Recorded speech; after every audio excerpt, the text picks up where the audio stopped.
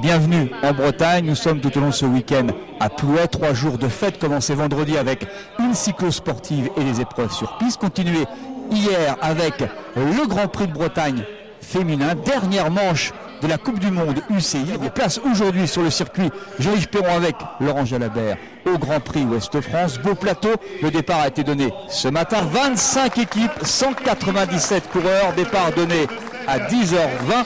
13 tours d'un circuit de 19 km 100. Vous avez bien compté, cela fait 248 km 300. Laurent Jalabert. Le vélo est de nouveau à la fête en Bretagne à l'occasion de l'édition 2010 des 3 jours de Plouay.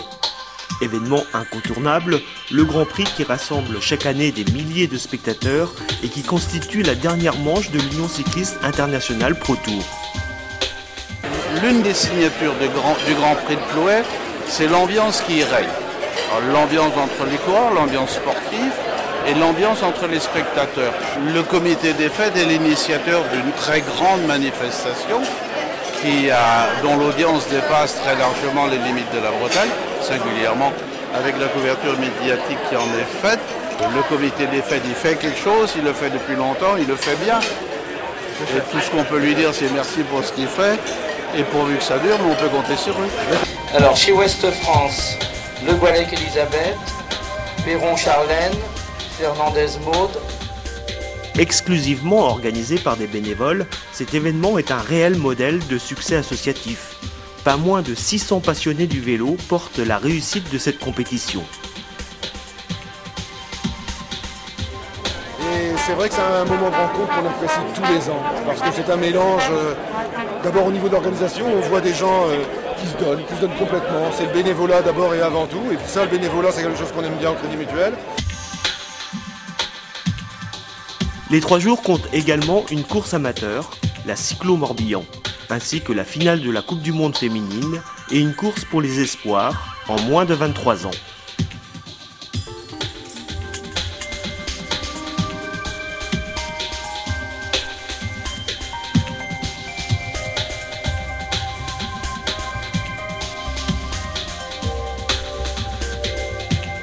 La compétition réservée aux dames a également pris son essor, devenant aux yeux de l'UCI la plus belle course féminine du calendrier international.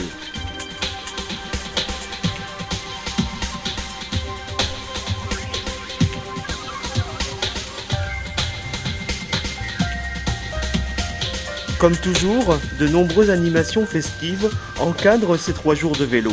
Animations musicales, feux d'artifice, concours de boules et de pétanque, mais également aux abords du circuit, un village agricole qui propose un marché de produits fermiers locaux.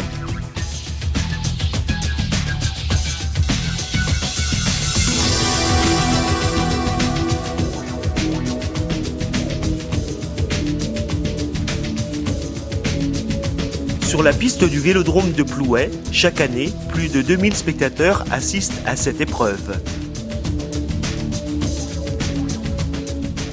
C'est toujours une foule qui vient à chaque fois sur une manifestation de demi-fond. Je crois que c'est d'ailleurs le plus spectaculaire. Il y a le bruit, il y a la vitesse, il y a des bons coureurs.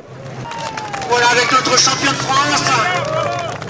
Je voudrais dire ma satisfaction parce qu'une fois de plus, cette édition montre on dit c'est parfait. Non, on peut toujours mieux faire et je crois surtout s'adapter. Et là, le président l'a dit, on est dans le développement durable, vous voyez, donc responsabilité citoyenne, donc je crois que c'est des petites choses, mais qui ont leur importance. Ça fait partie aussi de l'éducation du grand public, et je crois que si nous ne montrons pas l'exemple, je crois que personne ne le fera. Le Grand Prix Ouest-France est une épreuve de référence pour son organisation, son public, son palmarès. Créée en 1931 par le comité des fêtes de la commune, cette épreuve fait aujourd'hui la fierté de ses habitants et de l'ensemble du département.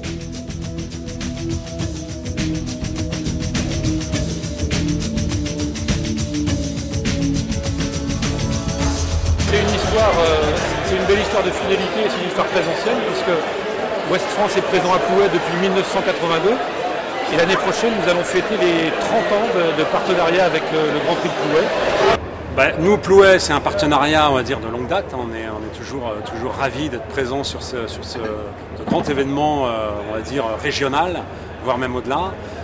Ça fait des années qu'on est partenaire du Grand Prix de Plouay et c'est toujours avec grand plaisir qu'on vient ici.